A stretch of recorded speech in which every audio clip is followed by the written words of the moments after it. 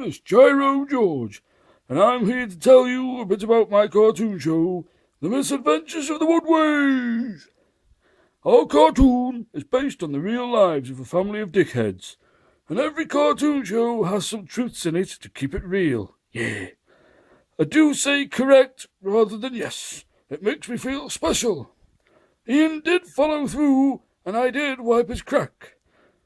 Both me and Ian used to take each other's Pokemon cards and Tazos, mini-boglins, Kinder Terrapins, etc. Dad doesn't like me taking his porno mags or his stiffy tabs. He doesn't have much excitement in life. In fact, his day-to-day life consists of beer, takeaways, and sci-fi TV shows. Me and George do get possessive of Ian. He's our baby. He doesn't think like a regular person, so we must protect him from the world. There are people doing well in life. That upsets Ian. Plus, I don't want him getting a girlfriend.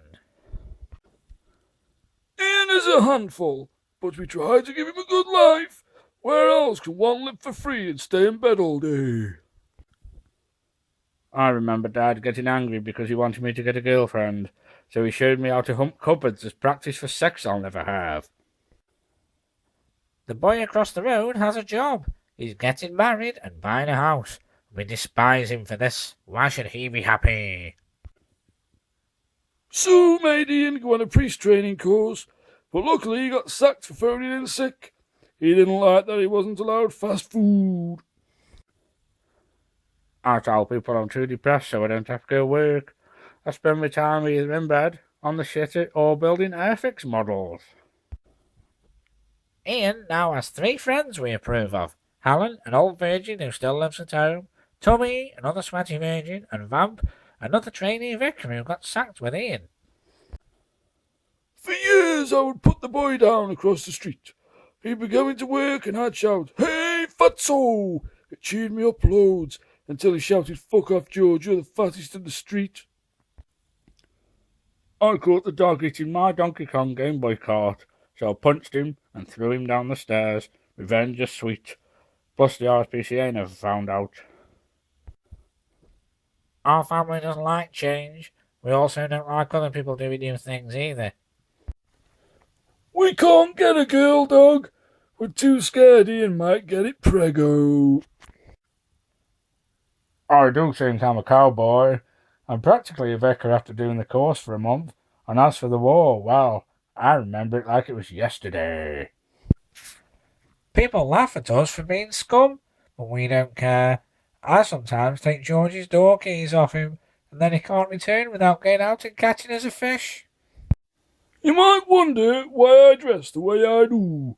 Well, my bowling shirt and shorts mix is just like Charlie Harper off 2.5 Men.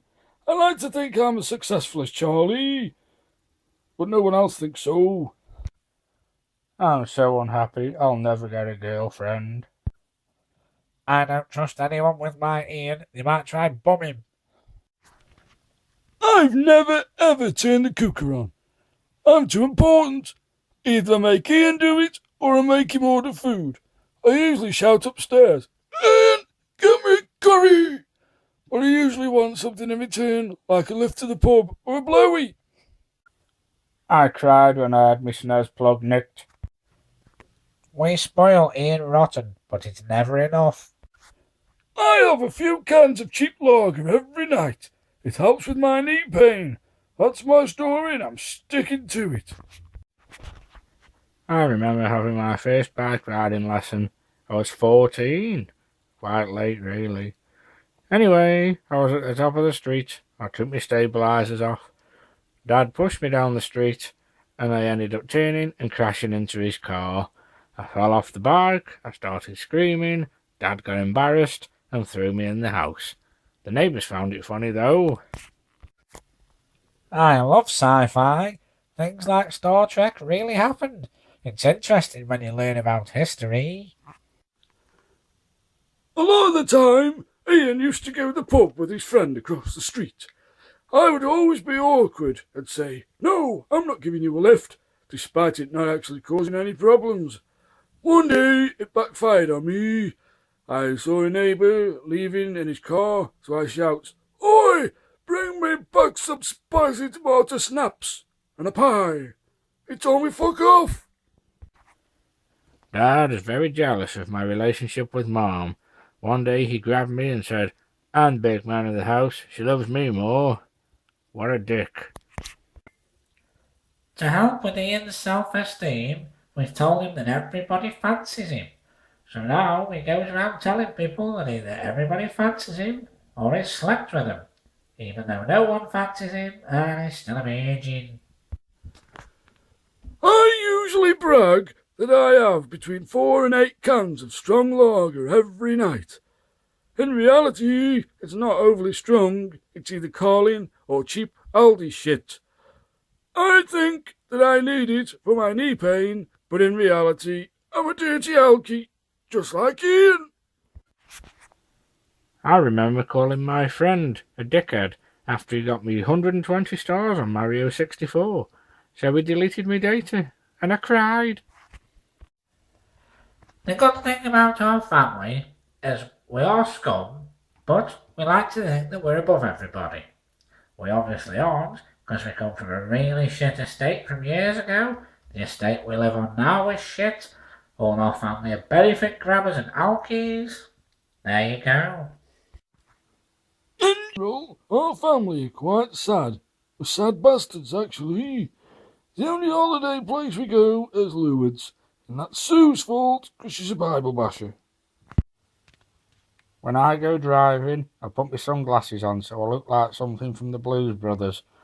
Mum tells me I have to wear sunglasses in case, well, what if I stop at traffic lights and somebody decides to spray in my eyes? I tell people I've got tunnel vision and I have to wear them. Dad's worried I might turn out gay. Every Friday night, me and Sue's brother Dobbo go to the local workmen's club for a couple of pints and a round of bingo. Sue plays bingo somewhere else, but I have to be back before her, otherwise she shouts at me. She doesn't like being in the house on her own. It is quite depressing living with my mum and dad. They don't like putting the light on in the living room, ever. All we do is the same shit all the time. We have the same food, watch the same telly programmes. It's so repetitive, but we love it. I support Liverpool Football Club. Well, I say support. I've never been to Liverpool, or Anfield for that matter. Because Liverpool have been in the top flight for a long time, well, you have to support someone. Well, I say support. I don't really look for the scores. Once in a while I do, and if they win, I brag, and if they lose, I pretend I don't know who they are, because I'm a big spaz. I don't like my friends mixing. When that boy across the road asked for people's numbers from the pub, I made excuses and said no. I mean, they've got things in common, but I don't want them mixing, because then they won't like me. I once told people down the pub that I'd lost my virginity, so the boy across the road said, "No, he hasn't."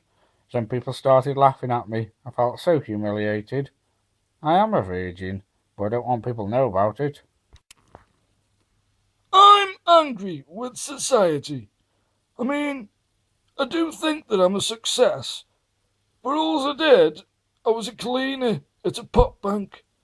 Sue worked at a gift shop, and she also thinks she's a success. None of us made it to retirement. We both pretended we were too sick to go work, like Ian does now. He's a good learner. When I was at college, I wasn't very popular. This gay lad told me to go have sex with Jesus. I got angry and walked off. But when I tell the story, I tell people that I beat him up, and it took 10 people to get me off him. On Sundays, we tend to do a Sunday dinner. But we feel special because we use a gravy boat. We have our food swimming in gravy.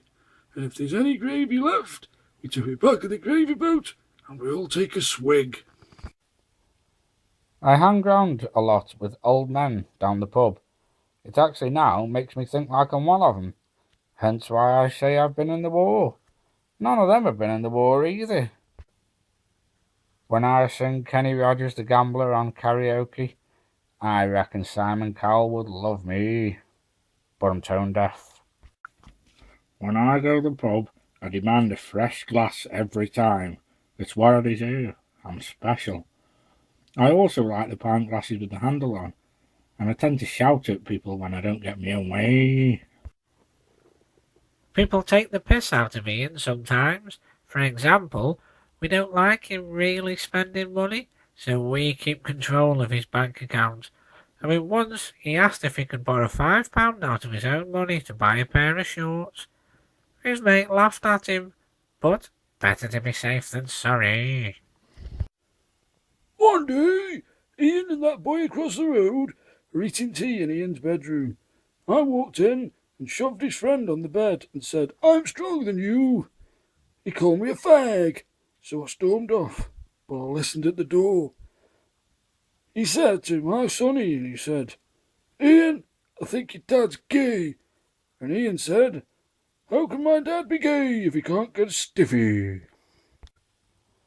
The best thing I do is hang around virgins. When my mate decided he was getting married, I got so jealous. My dad got jealous, so we said we'd stop speaking to him. When Ian goes to the pub, I make him wear his dad's wedding ring, so then people will think he's married, so they won't hit on him. But then, technically, he's married to me. Mom breastfed me until I was 12. I don't think it messed me up.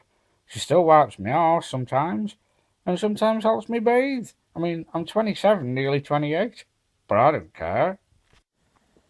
I tell Ian that I don't want people coming to my house after 7 p.m. because I put my dressing gown on and my pyjamas. They're not revealing, luckily for the rest of the world, but because I'm a big-headed twat, I don't want to take the risk. I tell people I've got a bad jaw. It's an excuse so I don't have to go work, despite eating KFC every day and being about 30 stone. I hope you enjoyed this cartoon series. If you want to find the real us, it isn't hard. If you knock on our door, feel free to poke us in the eye. All we do is sit there scratching his goochies. However, if we do actually find out in real life about this cartoon, we'll probably threaten to sue. I mean, our family never wants to go work for money. We always threaten to sue people because we're lazy as fuck. I do fantasize about being a war hero, but let's face it, I'm never going to get out of bed, so it's not like I'm ever going to be a hero or do anything with my life. I'm a right lazy twat.